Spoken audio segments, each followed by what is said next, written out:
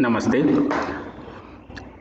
हमारे एक व्यूवर ने हमसे रिक्वेस्ट की कि ये वर्कशीट 5 के होमवर्क में दिए गए प्रश्नों के आंसर बताएं।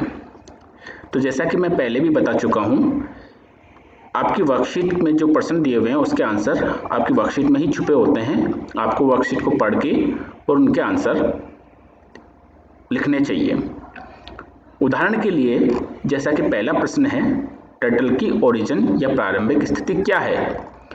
तो ये आंसर है इसका, टर्टल हमेशा ओरिजिन या प्रारंभ स्थिति 0,0 यानी x की वैल्यू 0 और y की वैल्यू 0 पर स्थित रहता है।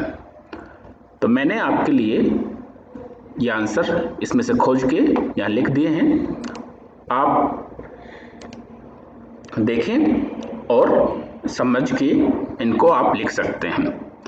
पहला प्रश्न है, टर्टल की ओरिजिन या प्रारंभ स्थिति क्या है? तो जैसा कि मैं अभी बता चुका हूं पहले प्रश्न का आंसर, टर्टल हमेशा ओरिजिन या प्रारंभिक स्थिति 0,0, x की वैल्यू 0 और y की वैल्यू 0 पर स्थित होता है। प्रश्न 2 है, मॉनिटर पर इमेज डिस्प्ले कराने के लिए क्या किया जाता है? तो मॉनिटर आंसर है, मॉनिटर पर इमेज डिस्प्ले कराने के लिए स्क्रीन कोऑर्डिनेट का प्रयोग किया जाता है। थर्ड क्वेश्चन है, टर्टल की पोजीशन सेट करने के लिए कौन से ब्लॉक का प्रयोग किया जाता है?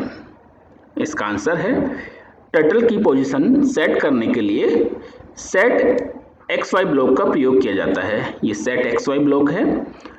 x कोऑर्डिनेट की वैल्यू यहाँ सेट करें और y कोऑर्डिनेट की वैल्यू यहाँ सेट करें। तो ये थर्ड का आंसर है। प्रश्न 4 है, टर्टल के पेन के निशान की मोटाई यानी पेन साइज की डिफॉल्ट वैल्यू कितनी होती है? तो यहाँ आंसर है, पेन साइज की डिफॉल्ट वैल्यू 4 होती है। टर्टल के पेन के निशान की मोटाई यानी पेन साइज की डिफॉल्ट वैल्यू 4 होती है। और पांचवा और अंतिम प्रश्न है, दिए गए चित्र बनाने के लिए टर्टल की कमांड लिखिए। ये चित्र दिया हुआ है और उसको बनाने के लिए टर्टल की कमांड लिखिए। तो प्यारे बच्चों, ये इसका प्रश्न कोड है। ये कमांड से आप ये ड्रॉप बना पाएंगे, बूंद बना पाएंगे।